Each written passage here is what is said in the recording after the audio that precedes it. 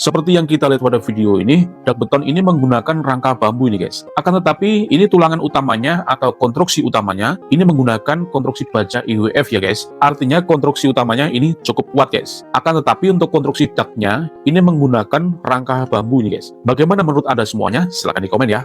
Bambu boleh dipakai di struktur, tapi bukan di dalam beton. Ini bukan opini, ini SNI. Jadi gini, secara resmi SNI tidak membenarkan bambu sebagai pengganti tulangan baja atau rebar atau besi beton pada elemen struktur utama seperti kolom, balok, plat lantai, slope, ring balok, pondasi. Karena SNI 2847/2019 beton struktural hanya mengatur struktur beton bertulang dengan baja tulangan, bukan bambu. Jadi SNI 2847/2019 mengatur beton bertulang atau reinforced concrete, beton pratekan, baja tulangan standar atau SNI 2052/2017. Tidak ada satupun pasal yang mengatur atau memperbolehkan penggunaan bambu sebagai pengganti baja tulangan. SNI untuk bambu itu ada, tapi bukan untuk elemen beton bertulang. Jadi ada beberapa contoh standar bambu di Indonesia ya. SNI 7973/2013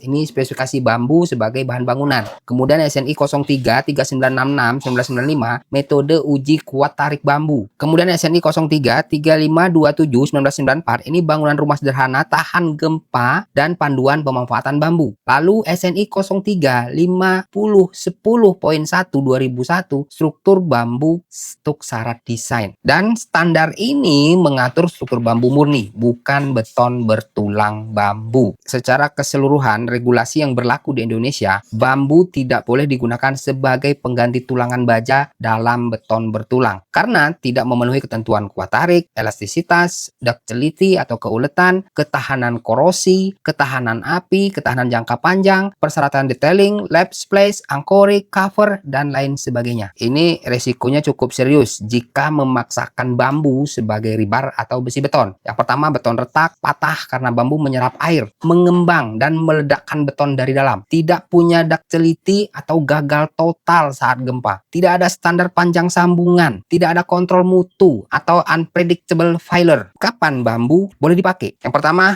hanya untuk bangunan non-struktural, atap, dinding, partisi, plafon, kanopi ringan. Kemudian rumah tradisional sistem balok tiangkan bambu. Kemudian perancah backcasting sederhana, bangunan sementara, proyek pendidikan atau low cost housing non SNI, bukan untuk beton bertulang. Kalau bambu bisa ganti besi tulangan, insinyur nggak perlu kuliah sampai 4 tahun bos.